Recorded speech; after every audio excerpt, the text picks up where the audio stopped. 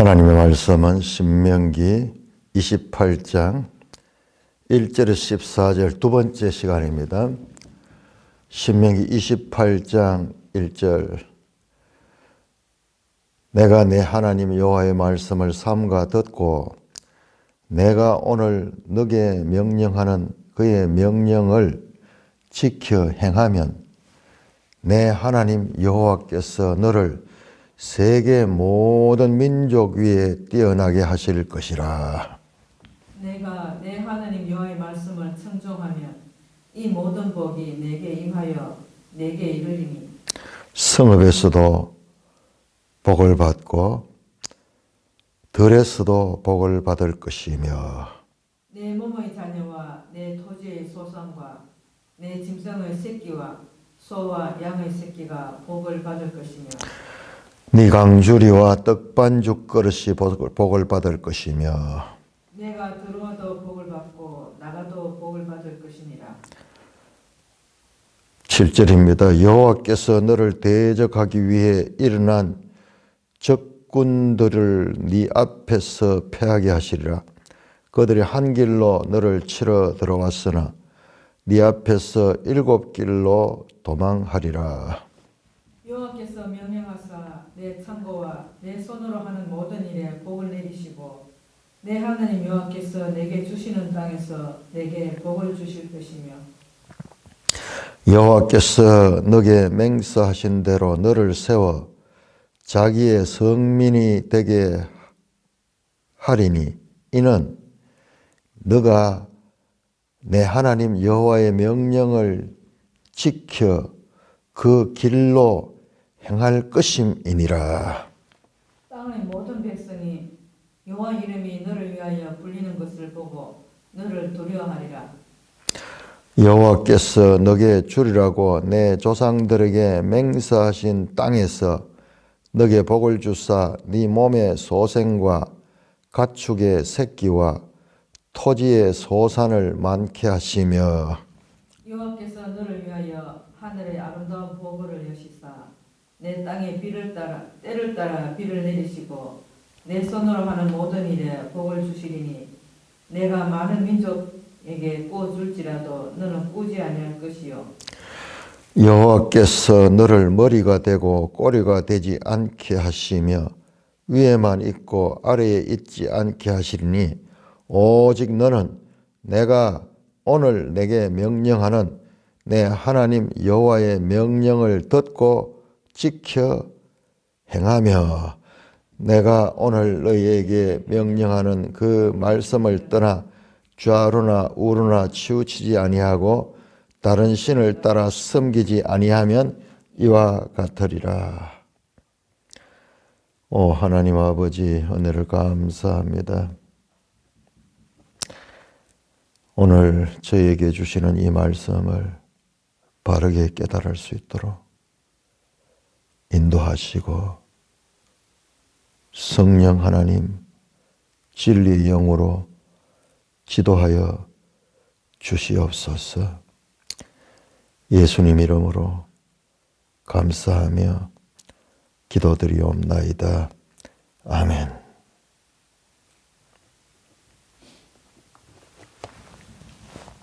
자, 우리는 어제 신명기 28장을 보았습니다. 자, 우리가 지금 신명기 28장을 대하는 것은 완전히 다른 차원입니다. 우리는 지금까지 신명기 28장을 얼마나 잘못 해석해 왔느냐 그러면은 여기 전부 복 받는다는 이야기 나오잖아요. 성읍에서도 복을 받고 들에서도 복을 받고 광주리도 복을 받고 떡반죽 그릇도 복을 받고 들어와도 복을 받고 나가도 복을 받고 머리가 되고 꼬리가 되지 않고 높아지고 내려가지 않고 이 하나님 명령을 지켜 행하면은 그렇게 될 것이다 라는 말씀으로 나오는데요. 자, 우리가 어제는 이 28장의 전체 구조를 보았습니다. 자, 우리는 신명기를 하나의 고대 근동의 이 계약 형식의 그 구조가 신명기에 나타난 것을 보았습니다. 그래서 우리가 지난 시간과 오늘 보게 되는 27장도 축복과 저주에 관한 말씀이고 28장도 축복과 저주에 관한 말씀이에요. 그런데 왜 이 축복과 저주가 나오느냐? 언약 형식에서 첫째로 역사적 서은, 갑과 을의 관계, 언약 관계가 형성되기 위해서는 갑과 을의 관계가 있는데 갑이 을에게 과거의 어떠한 시점에 특별한 은혜를 베풀어 주었다는 것입니다. 그냥 갑이 아무나 갑이 되는 것이 아니고 갑이 을에게 을이 스스로 행하지 못하는 그런 것들을 행해준 그와 같은 역사적 배경이 있다는 거예요. 예를 들어서 오늘날 우리가 계약을 해도 이런 건물을 임대차 계약을 한다 그러면 어떻게 합니까? 갑이 누구예요? 이 건물 주인이 되는 거예요. 을은 이 건물을 사용하는 임대인이 되는 거죠. 그러면은 이 임대인이 그 임차인에게 건물주에게 매달 월세를 지급을 하는 것은 그냥 하는 게 아니잖아요.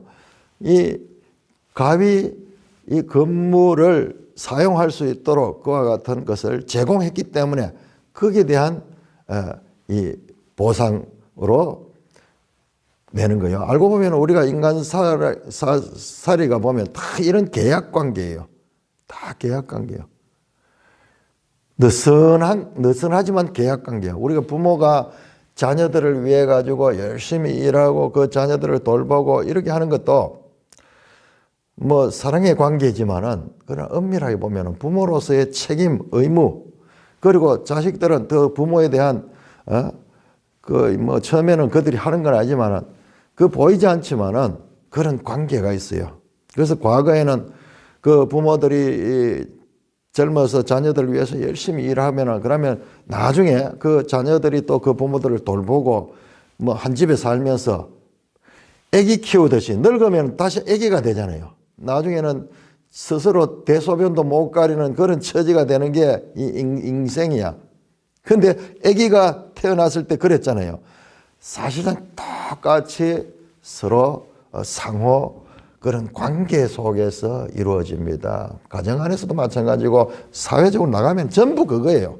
전부 그거예요. 직장에서 우리가 열심히 일을 하면 어떻게 합니까? 뭐 그냥 일을 합니까? 이 회사에서 월급을 받잖아요. 월급을 받잖아요. 그러니까 그런데 이런 관계 가운데서 뭐가 아니라 지켜야 될 법이 있는 거야. 회사에 가면 시간은 언제 어떻게 그다음에 내가 하는 일은 무엇이고 그리고 뭐 이런 조건들이 다 있어요. 근데 내가 회사에 가가지고 일 안 하고 그냥 그 법을 어겨버리면 월급 안 나옵니다. 그렇듯이 우리가 그냥 생각하지 않고 살아서 그렇지 알고 보면 이와 같은 계약관계예요. 그러니 인간은 사회적 동물이기 때문에 이 계약관계가 고대 사회부터 다 그렇게 있었던 거예요. 고대 사회는 뭐 아무 따나 된 것 같이 그렇게 생각하면 안 돼요. 그러니까 이 성경이 하나님과 그 하나님 백성과의 언약 관계를 드러내는데 하나님이 그 사람들의 그 이 사회적인 그런 그 생활 속에서 일어나는 그와 같은 그 이 질서를 하나님도 따라 가지고 우리에게 그 언약 관계를 제시하고 있다는 거예요. 하나님이 지혜가 없어가지고 사람을 따라하는 게 아니고 사람들의 눈높이에 맞추어서 자신을 낮추어 주는 거예요. 칼빈은 이건 accommodation이라고 하는데 하나님이 자신을 사람의 수준으로 낮춰가지고 그래 마치 막 1대1로 막 서로 다투는 것이 뭐 그런 이야기도 많이 나오잖아요. 하나님 화를 내기도 하고 막 그런 이야기도 나오잖아요. 그게 뭐냐 하면 우리가 알아들을 수 있도록 하나님이 accommodation 한 거예요. 낮추어서 우리 인간의 언어를 통해서 인간의 사회적인 그런 관계 질서를 통해서 하나님의 뜻을 계시하는 거예요. 그러니까는 이 첫째로 언약 당사자 갑과 을이 분명하게 이 기록이 되고 구별이 되고 그 다음에 을이 갑에게 행해야 될 자 을이 먼저 갑에게 큰 은혜를 입었습니다. 그러니까는 이 갑은 그 은혜를 입은 자로서 을은 은혜를 입은 자로서 그 갑에게 지켜야 될 법이 있어. 법이 있어. 그게 이제 이 율법이에요. 율법. 우리 사회도 마찬가지입니다. 나라에서 국민으로서 법이 있어요. 세금을 내야 되고 그 다음에 그 대신 보호받는 것도 있고 그런 게 있습니다. 자, 그런 다음에 그러면 법만 있으면은 끝나는 게 아니고 그 법을 지켰을 때와 지키지 않았을 때 상벌조항이 상벌조항 계약에는 반드시 임대인이 월세를 내지 않았다. 그러면 주인이 어떻게 몇 개월 동안 안 내면 그를 거기서 쫓아낸다. 뭐 그런 조약을 다 기록을 하잖아요. 그렇듯이 마찬가지로 지금 이 신명기 마지막 부분에서 이와 같은 그 복과 저주는 그와 같은 순종해서 그 법을 지킬 때 지키지 않을 적에 그 내용이요. 다시 한번 정리합니다. 정확하게 하면 4장 44절부터 28장 68절까지 알고 보면 69절입니다. 이건 나중에 더 한번 봅시다. 자, 그렇듯이 이게 두 번째 자 1장에서 4장 43절까지 그 다음에 29장 2절에서 34장까지 자 여기에 이제 크게 신명기는 세 개의 이 설교 본문으로 되어 있는데 이 중심이 이게 소위 가장 중요한 신명기 법전이에요.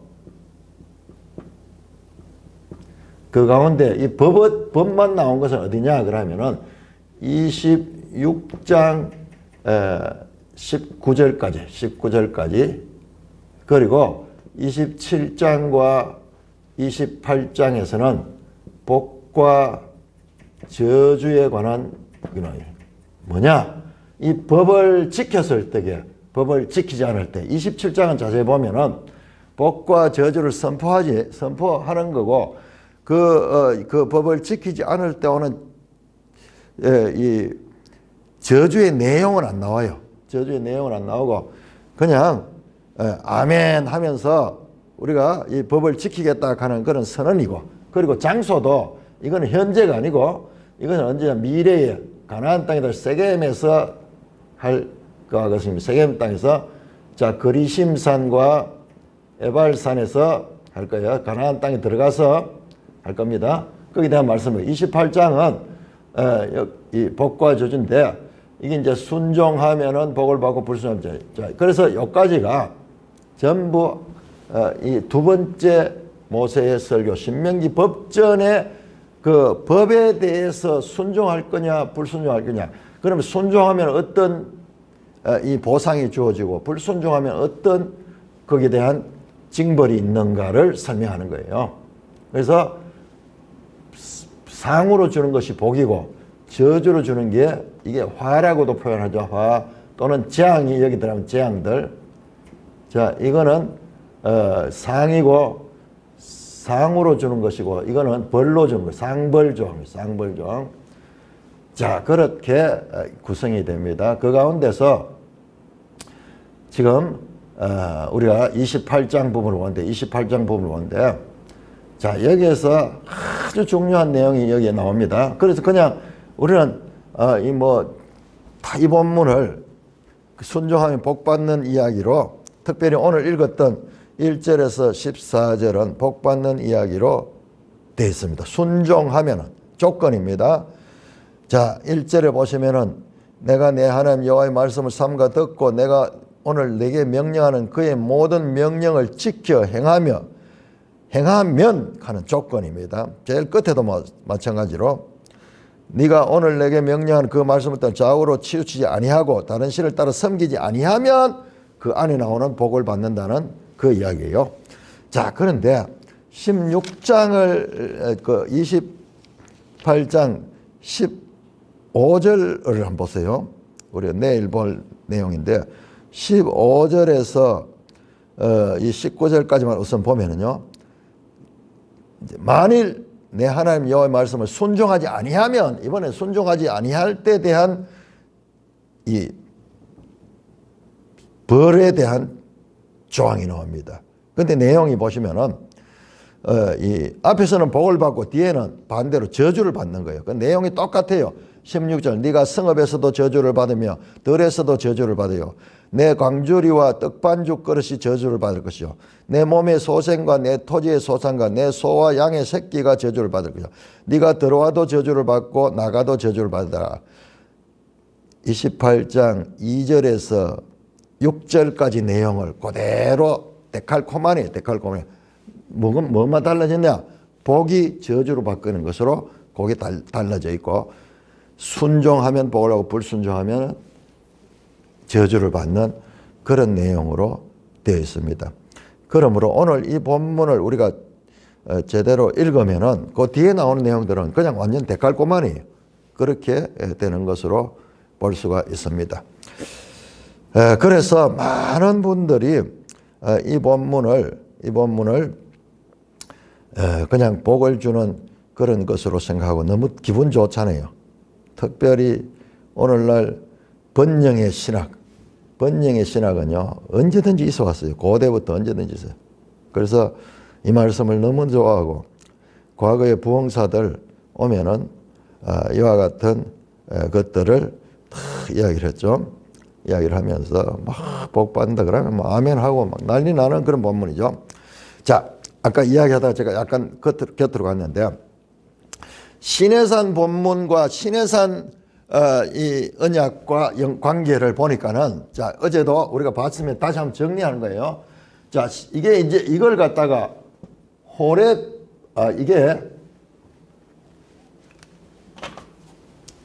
이걸 전부 다를 이걸 갖다가 모압 언약이에요. 모압 언약입니다. 요게 29장 1절에 나옵니다. 이 모든 것은 모압에서 언약인데, 29장 1절에 보면은요, 이 모압 언약과 시내산 언약,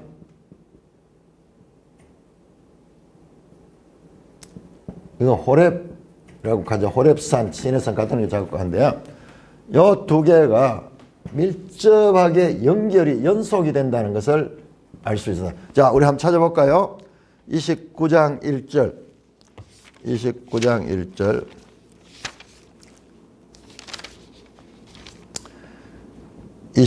1절. 호렙에서 이스라엘 자손과 세우신 언약 외에 여호와께서 모세에게 명령하여 모압 땅에서 그들과 세우신 언약의 말씀은 이러하니라.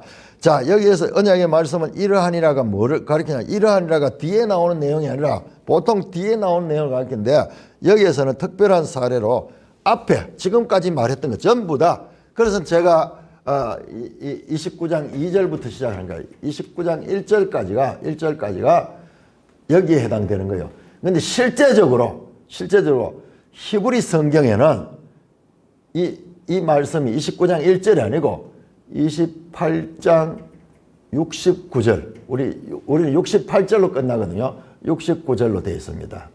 그래서 이건 나중에 이 부분을 가서 이게 중요하니까요. 이게 이 앞에를 가리키느냐, 이게 뒤를 가리키느냐에 따라 가지고 해석이 완전히 달라지는데, 우리 장절 구분은 뒤에 되는 것이 그렇게 따로 구분해 놨는 거야. 이게 중요해요.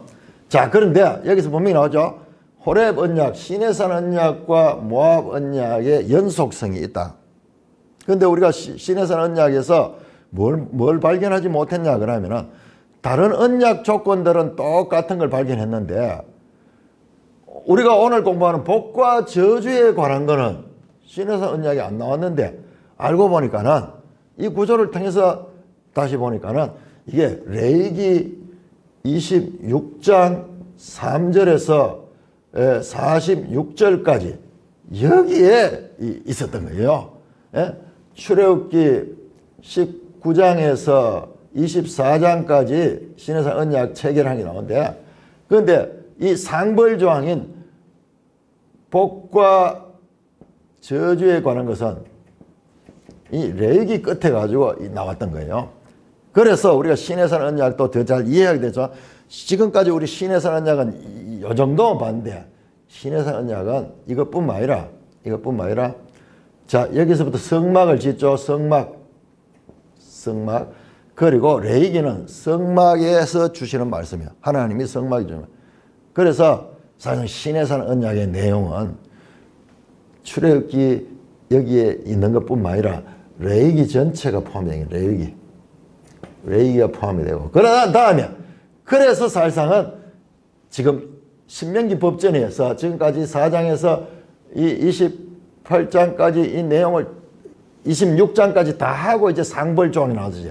사실상 이것도 신해산 언약의 상벌조항도 여기에 나오는 거예요. 여기. 그래서 이걸 전체를 신해산 언약으로 봐야 되는 거예요. 그렇게 보면은 신해산 언약이나 모압 언약이나 그 내용의 양이 차이가 없어요. 차이가 없고, 그리고 이 신해산 언약에서 이미 이 약속됐던 것은 많은 부분은 모압 언약에 그대로 연결되는 거예요. 예를 들어서 제사법이라든지 이 신명기 1장, 레위기 1장에서 6장까지가 제사법이거든요. 그 다음에 제사장법이라든지 이런 그 제사장을 세울 때 아론의 후손 가운데 세우고 제사장을 위임할 때는 어떤 옷을 입고 그 다음에 기름을 붓고 그 다음에 제사장이 할 역할, 이런 내용들은 모압 언약에 다시 다루고 있지 않아요. 그렇지만은 그 내용은 그대로 적용이 된다. 자, 그래서 모압 언약, 신해산 언약과 모압 언약의 연속성을 확실하게 발견하게 되는 거예요. 여기 좀 미진했거든요. 복과 저주에 대한 것이 없었기 때문에 미진했는데, 이번에 레위기 26장에서 복과 저주에 또 찾았기 때문에 딱 보니까는 신명기에 나오는 모압 언약과 신해산 언약이 정확하게 구조적으로 일치한다는 것을 지금 확인했습니다.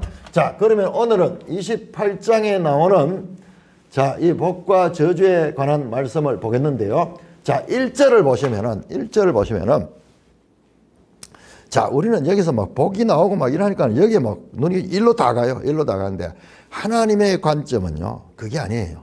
자, 보세요. 1절. 내가 내 하나님 여호와의 말씀을 삼가 듣고 내가 오늘 네게 명령하는 그의 모든 명령을 지켜 행하면 내 하나님 여호와께서 너를 세계 모든 민족 위에 뛰어나게 할 것이다. 이러니까는요, 뒤에 나오는 복하고 이거하고 연결이 되잖아요. 들어가도 복을 받고 나가도 복을 받고 떡반죽 그릇도 복을 받고 높아지고, 여기도 우리가 그렇게 생각했는 거예요. 세계 모든 민족 중에 뛰어나게 되는 거예요. 이 복 중에 최고 복 아니에요. 최인류 국가, 초인류 국가가 돼가지고, 그래서 이 이스라엘이 이 28장 전체가 이 세속적인 그런 높임을 받는, 그래서 하나님께서 세계 최고의 나라로 세우는 것으로 생각하게 돼버렸는 거예요. 자연스럽게 우리도 그러게. 그런데 보세요. 세계 모든 위에 백성 위에 뛰어나게 하신다는 말이 어디서 나오느냐 그러면요. 자, 26장 가보세요. 26장. 자, 여기에서 이 관점이 잘못돼 가지고, 그러니까 이 연속적으로 성경을 보지 않고 부분적으로 보고 싶은 것만 보니까는 하나님이 뜻하는 거하고 전혀 다르게 해석이 되는 거예요. 자, 26장 18절 19절은 이 전체의 결론이 신명기 법전의 결론이었잖아요. 그래서 우리가 이거 내용을 모르면요, 26장 18절에서 19절이 이제 결론이에요. 전체 신명기 법전의 결론이었어요. 뭐냐 그러면은, 자, 이와 같은 이 법을 가진 백성으로서 너희가 어떻게 되냐? 너희는 하나님의 보배로운 백성, 세골라라 그랬죠. 세골라. 그 다음에 거룩한 백성, 성민이 되고, 성민이 된다. 암 카도시.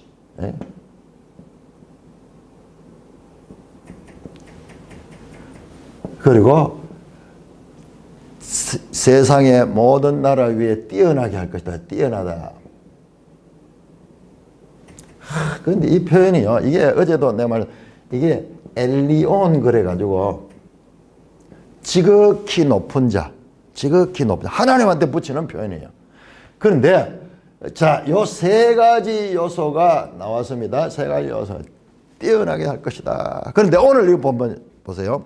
자, 먼저 26장 한번 확인해 볼게요. 26장 18절에 여호와께서 네게 말씀한 대로 오늘 너를 그의 보배로운 백성이 되게 하시고, 자, 보배로운 백성이 되게 하실 것이라가 아니고, 자, 여기 아주 중요합니다. 이 시제가 너무너무 중요해요. 여호와께서도 내게 말씀한 오늘 너를 그의 보배로운 백성이 되게 하시고, 누가? 여호와께서 하세요. 그의 명령을 지키라고 그의 모든 명령을 지키라 확언하셨느니라. 하나님이 확정하셨다는 거야. 확정해서 말씀하셨다는 거야. 그런즉 여호와께서 너를 그 지으신 모든 민족 위에 뛰어나게 하시고, 바로 여기에 뛰어나게 하다. 찬송과 명화 영광에서 그가 말씀한 대로 너를 여호와의 성민이 되게 한다. 자, 요 세 가지를 말씀하는 거야. 하나님께서 이렇게 하신다는 거야. 하나님께서 이렇게 한다는 거야. 그런데 여기는 조건이 없어. 조건이 없어. 그런즉 하나님이 명령하시는 너는 믿음을 다하고 마음을 다하고 지키라. 하나님을 인정하고 지키라. 모든 민족 위에 뛰어나게 하사 찬송과 명예를 삼으시고, 하나님이 하셨던 그가 말씀하신 대로 너를 내 하나님 여호와의 성민이 되게 하시리라. 하시리라. 여기 조건 없습니다. 하나님이 의지하시겠다는 하나님의 약속입니다. 자, 이걸 가지고 뭐라고 이야기하는, 신학적으로 언약적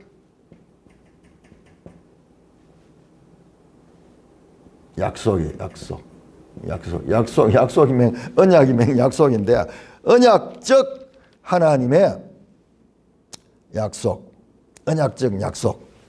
자, 이게 말이 이중되는데,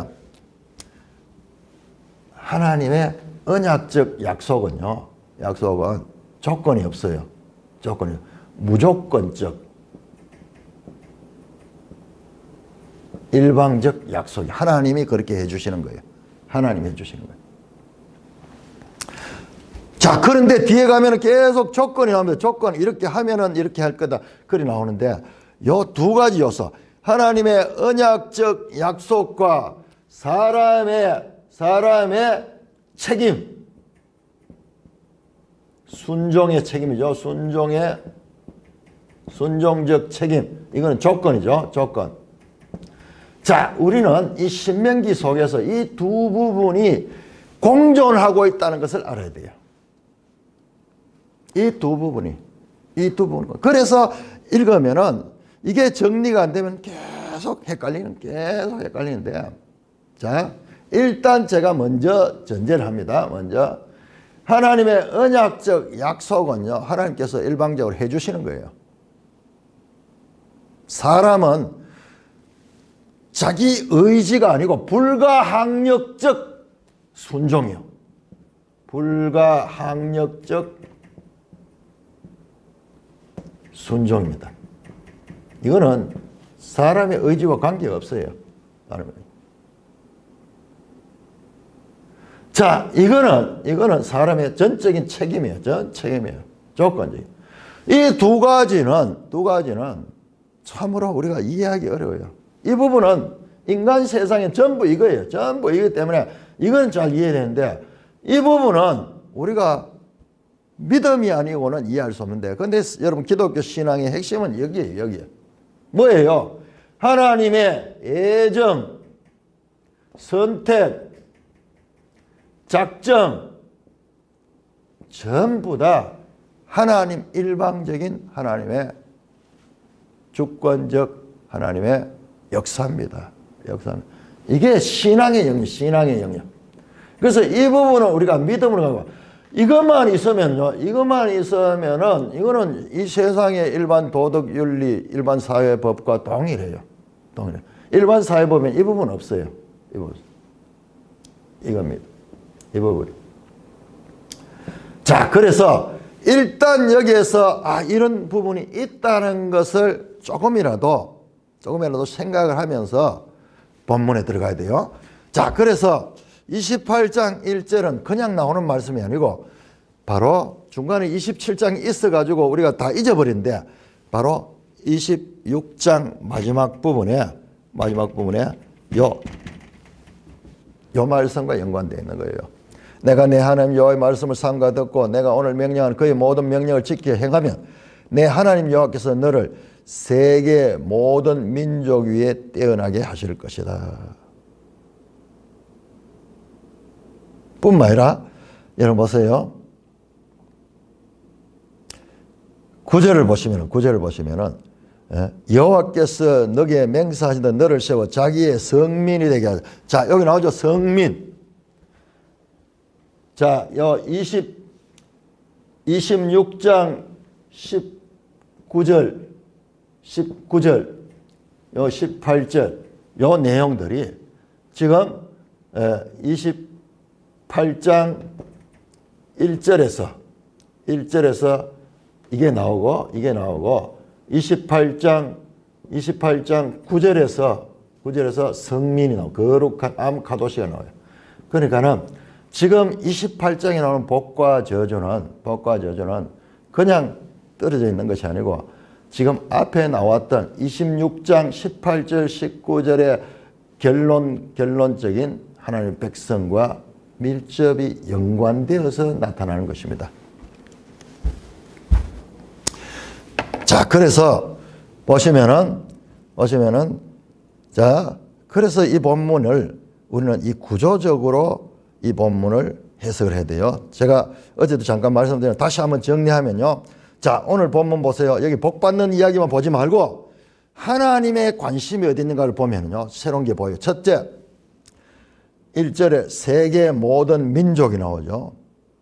콜, 고이, 하, 에레츠. 땅의 모든 민족. 그 다음에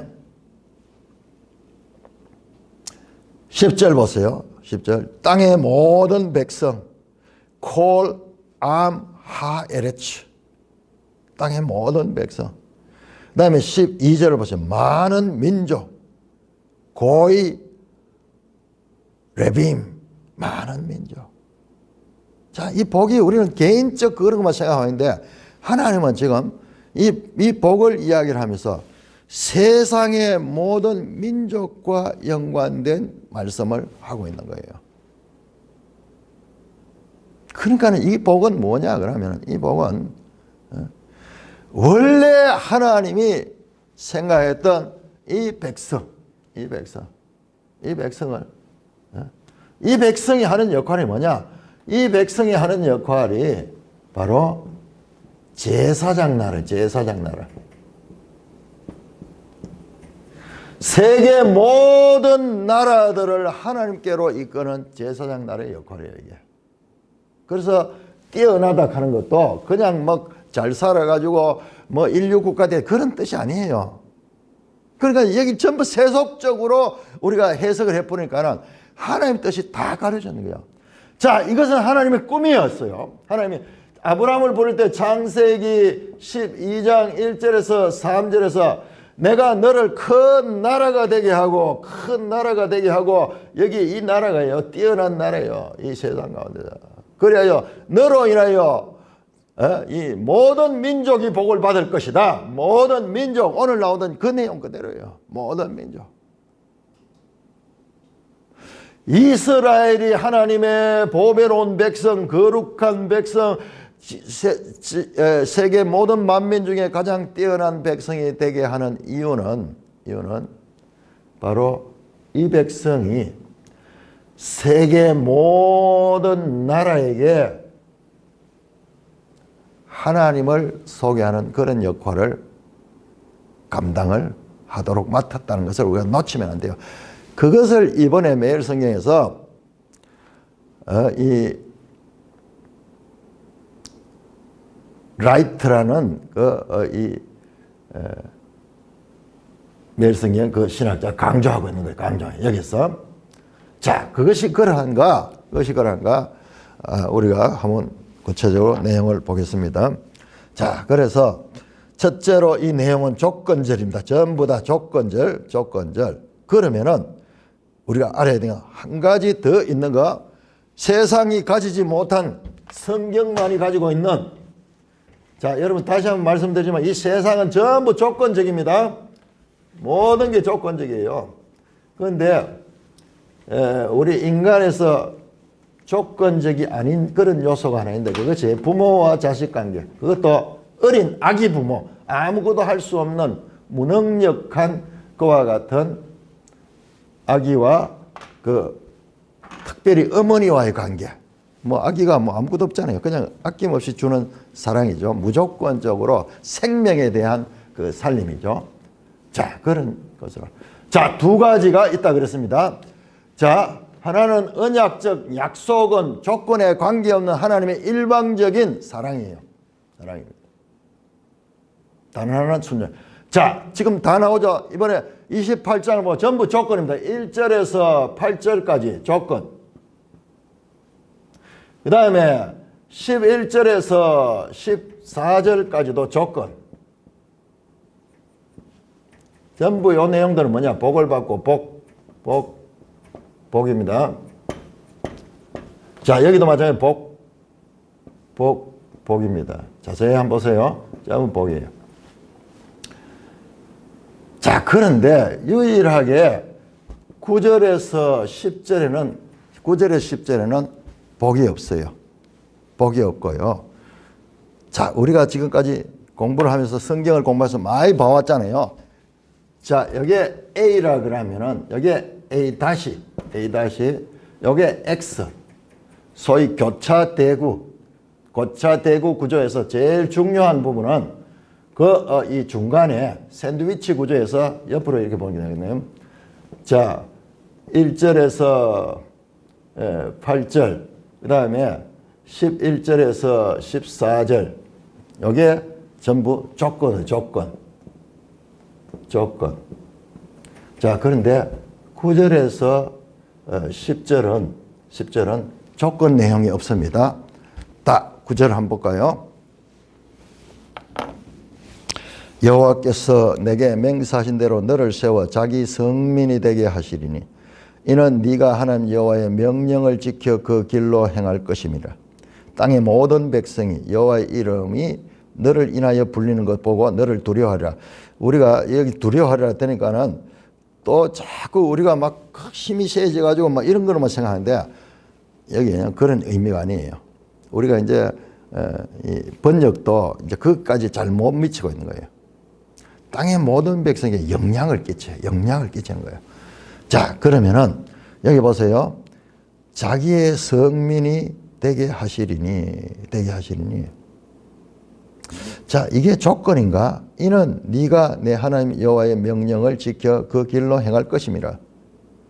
자, 9절 10절은 우리는 당연히 이 9절에서 10절을 둘러싸고 있는 내용들이 전부 조건이기 때문에 이것도 당연히 조건이라고 생각할 수 있는데, 그런데 자세히 보시면은 이것은 해석하기가 쉽지 않아요. 그런데 우리 성경은 다른 성경과 달리 제가 다 찾아봤는데요. 다른 성경은 전부 다 이 본문을 조건으로 해석했어요. 예를 들어서 9절을 어떻게 해석했는가 보세요. 제가 킹 제임스 공동번역 너희 하나님 여호와의 계명을 따라 그가 지시한 길로만 걸으면 야훼께서 너희에게 제시한 맹세하신 대로 너희를 성별된 당신의 백성으로 세워줄 것이다. 공동번역도 그 길로 걸으면 조건을 이야기합니다. 세번역도 당신들의 하나님의 명령을 지키고 그 길로만 걸으면 주님께서 당신들에게 맹세하신 대로 자신의 거룩한 백성을 삼으실 거다. 영어 성경 킹 제임스 번역도 If thou shalt keep the commandment, 명령을 지키면은, 그 다음에 ESV도 마찬가지로 전부 다가 조건, if로 그렇게 하는데, if로 번역되어 있는 이 히브리어 단어가 뭐냐 그러면 히브리어 단어가 요게 키라는 단어, 키 많이 쓰는 단어입니다. 키 왜냐하면 왜냐하면 because 거의 대부분 because 여기에 뒤에 가면요 만약이라는 거 있어. 주된 것은 이거예요. because 거의 대부분 키는 한 8, 90%가 왜냐하면 이걸 만약으로 변형하는 경우는 아주 드문 경우인데 그런데 이 본문에서는 모든 성경이 다 왜냐하면으로 그렇게 번역을 했어요. 그런데 우리 성경에는 이것을 인은이죠. 인은 가능한 이게 왜냐하면으로 번역했어요. 저는 이 번역이 맞다고 생각해요. 자, 지금부터 그거를 제가 설명을 하겠습니다. 여호와께서 내게 맹세하 너를 세워 자기의 성민이 되게 한 이는 네가 네 하나님 여호와의 명령을 지켜 그 길로 행할 것입니다. 이건 아니잖아요. 자, 하나님이 자기의 성민이 되게 하는 이유가 뭐냐?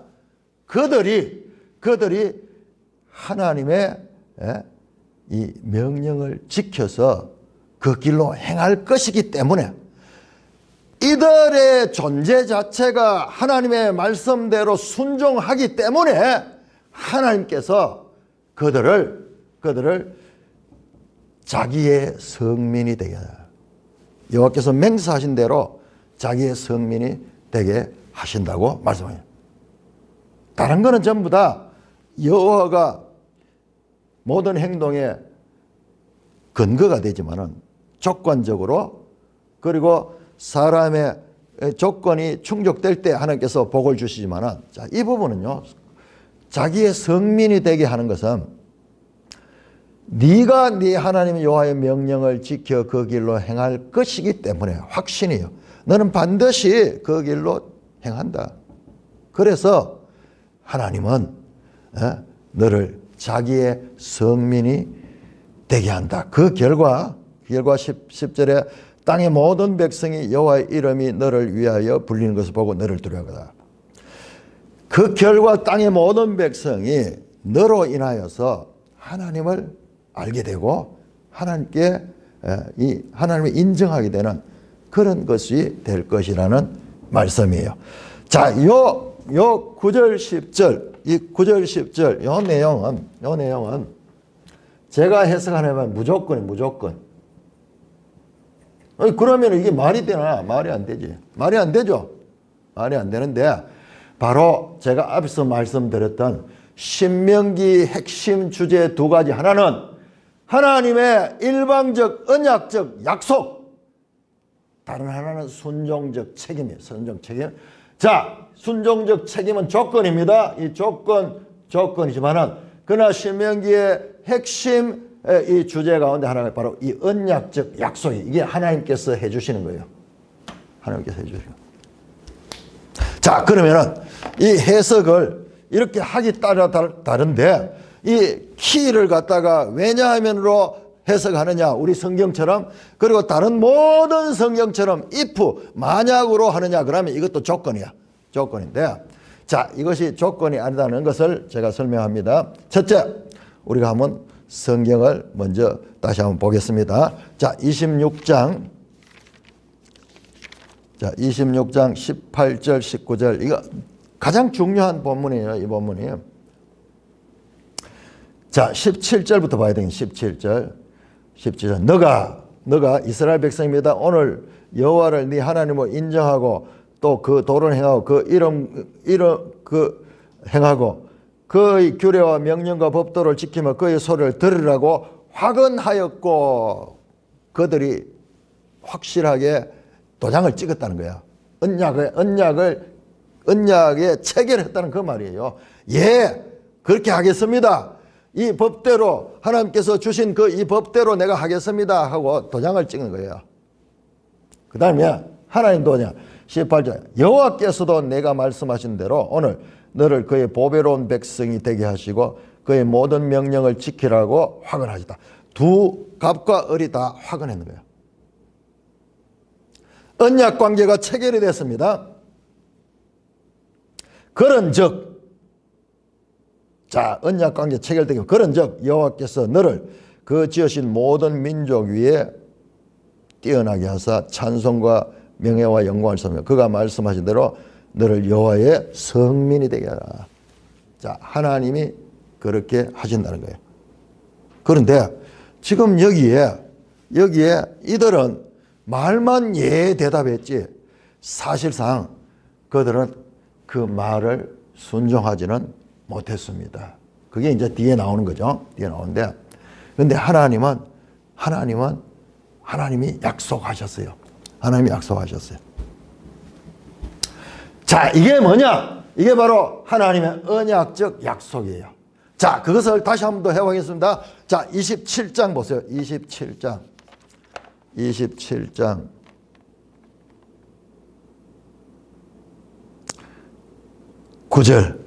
9절 모세와 레위 제사장들이 온 이스라엘에게 말하여 이르되 이스라엘아 잠잠하여 들으라. 오늘 내가 네 하나님 여호와의 백성이 되었으니 그런즉 네 하나님 여호와의 말씀을 청종하여 오늘 내가 명령한 그 명령과 그리하라. 자, 우선이 뭐냐? 너는 하나님의 백성이 이미 되었다는 거야. 이미 하나님의 언약적 약속에 의해서 하나님의 백성이 된 거예요. 그러니까는 너는 이 하나님의 법을 지켜야 된다. 지켜라고 명령하는 겁니다. 지켰기 때문에, 네가 이 하나님의 명령을 지켰기 때문에 하나님의 백성이 된 게 아니고 너는 이미 하나님의 백성이 되었어. 어떻게 하나님의 언약적 약속에 의해서 이미 하나님의 백성이 되었으니 돼 있잖아요. 되었으니. 자, 이 시제가 얼마나 중요한지요. 그런데 이런 시제는 신명기 특별히 이 후반부에 계속 나옵니다. 다시 우리 보겠습니다. 자, 29장으로 한번 나와요. 29장. 자, 이 사례가 연속될 적에 우리는 여기에 이제 이 정리를 할 수 있습니다. 29장 13절 보시면요. 29장 13절. 여호와께서 네게 말씀하시는 또 네 조상 아브라함 이삭 양수 맺으셨는데 오늘 너를 세워 자기 백성을 삼으시고 그는 친히 네 하나님이 되시려 합니다. 너를 하나님께서 자기 백성으로 삼으셨다고 말씀합니다. 그 다음에 29장 29절 보세요. 29장 29절 이 유명한 이 말씀. 오늘은 그 후반전을 보겠습니다. 이는 우리에게 이 율법의 모든 말씀을 행하게 하심이라. 조건이 아니에요. 이 율법의 모든 걸 행하도록 하나님이 해주시는 거야. 이게 우리가 해석이 잘 안 되는 거예요. 그런데 이 내용을 보면 하나님이 해주시는 거예요. 하나님이 해주시는 겁니다. 자, 대표적인 것이 30장입니다. 30장 8절. 30장 자, 6절부터 보겠습니다. 6절부터 내 하나님 여호와께서 네 마음과 네 자손의 마음에 할례를 베푸사 너로 마음을 다하여 뜻을 다하여 내 하나님 여호와를 사랑하게 하사 너로 생명을 얻게 하실 것이며 내 하나님 여호와께서 네 적군과 너를 미워하고 핍박한 모든 저주를 내리게 하시니 너는 돌아와 다시 여호와의 말씀을 청종하고 내가 오늘 네게 명령하는 그 모든 명령을 행할 것이라. 확신이에요. 행할 것이라. 조건 아닙니다. 하나님이 확신합니다. 너는 반드시 행한다. 자, 여기에 하나님이 지금 이 구조에서 나오듯이 이 9절 10절. 자, 이게 혼재 조건과 그 앞에 보세요. 자, 30장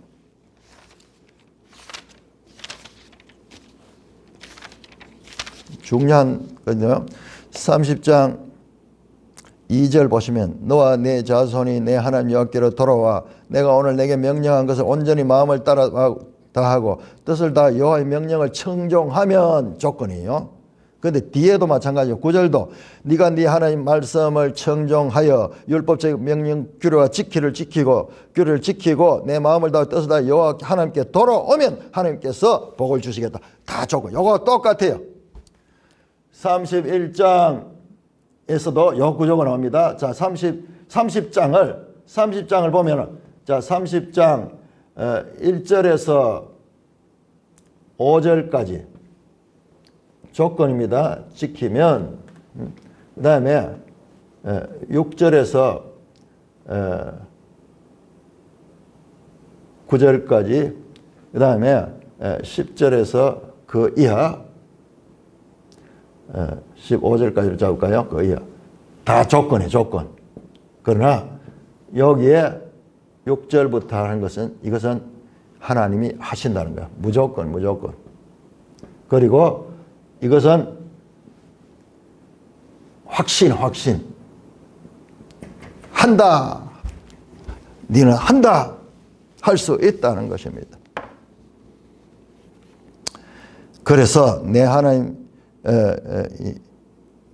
내가 오늘 내게 명령하는 그 모든 명령을 행할 것이라. 8절까지네요. 6절에서 8절까지. 9절에서 15절까지. 행할 것이라. 그러니까는 우리가 헷갈린 거예요. 시제가 조건이 됐다가 중간에 무조건이 나오고 다시 또 조건이 나오고 그래서 너무나 우리가 지금 혼돈스러운 거예요. 그러니까 이해가 잘 안 되는 거예요. 신명기 읽으면 이게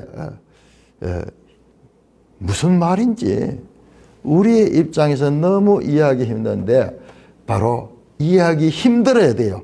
그 이유는 뭐냐? 그 이유가 바로 여기 있는 거예요.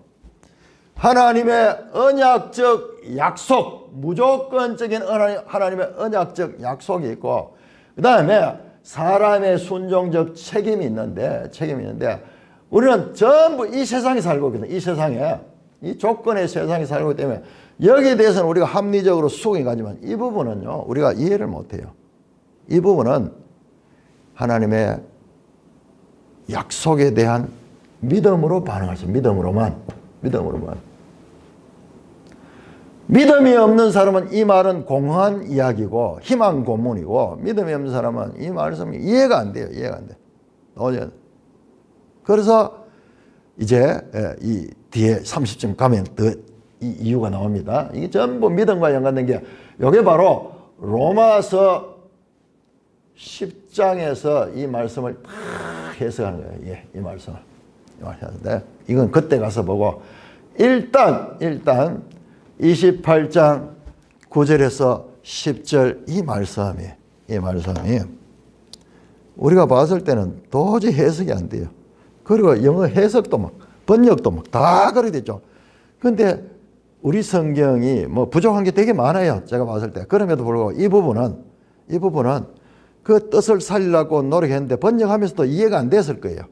이해가 안 되는데 그런데 우리 방금 봤듯이 27장도 한번 보세요. 27장 전부 그 내용은 27장 9절 이스라엘아 잠잠하여들아 오늘 너가 내 하나님 여호와의 백성이 되었다.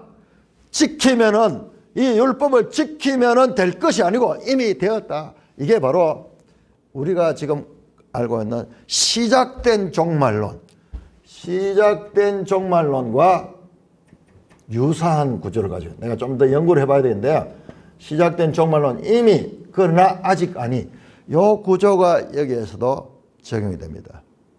요한복음 1장에서 너희가 영생을 얻었고 사망에서 생명으로 옮겼으니 그러나 놓고는 또 우리가 이 영생을 얻으라 구원을 얻기 위해서 노력해라 그런 말씀들이 막 나오듯이 여기서도 시작된 종말론과 같은 구조인데 이거는 성경이 전체가 그럴 수밖에 없는 게 성경은 사람의 이야기만 아니고 사람의 이야기는 전부 다 조건과 책임이에요.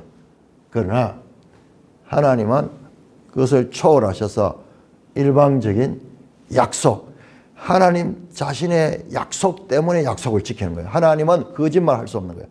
하나님이 선포한 말씀은 거짓말 반드시 이루어지는 거예요.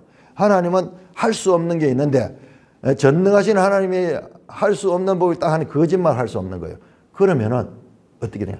이 이야기의 답은 단편적인 이게 역사를 통해서 구원 계시를 통해서 나타나는 것입니다. 나타나는 것입니다. 그래서 이 이야기는 지금 이 우리가 본문 오늘 공부했던 이 본문 이야기는 신약까지 이어지는 구원의 그 연관된 말씀이에요. 연관된 말씀입니다. 그런데 신명기에서는 먼 미래에서 일어날 일들을 이미 신명기에서 암시하고 있기 때문에 우리가 이 본문 가지고 이해가 잘 안 되고 이제 이 본문이 앞으로 전개되면서 뒤에 거하고 신약하고 이제 나올 거예요. 신약하고 예수님의 말씀과 바울의 말씀 이 모든 것들이 지금 이 본문들과 연결되어서 나오게 될 것입니다. 그러므로 이 신명기 지금 이 부분을 갖다가 크리스토퍼 라이트는 그렇게 이야기했죠. 대결론 섹션이다. 엄청나게 중요한 거예요. 그러니까 여기가 가장 중요한 내용이 여기 들어있는 거예요. 가장 중요한. 뜻밖에도 우리는 전부 중요한 내용이 저 앞쪽에 다 있고 끝에 가면 후렴같이 생각하는데 아니고 대결론 섹션에서 지금 오늘 이게 전주곡이에요. 전주곡. 앞에서 한 번씩 나왔는데 우리가 그냥 무시하고 갔기 때문에 그런데 계속 나오는 그 27장 9절에서 너는 오늘 그의 백성이 되었다 선포하는 거예요. 근데 아직 그 땅에 들어가지도 안 하고 그 땅에서 언약을 체결도 안 했는데 이미 되었다고 말씀하는 거예요. 되었다. 그리고 오늘 본문도 너희는 그 규례와 계명을 다 지킨다. 그래서 네가 성민이다. 아니 실제 역사에서 그러지 못했는데 그럼 이 말씀은 무엇이냐? 이건요 예수 그리스도 통해서 성취되는데 그 이야기를 지금은 할 수 없어요. 지금 해버리면은 이야기가 너무 산만해지니까 일단은 이와 같은 두 가지 조건이 있다.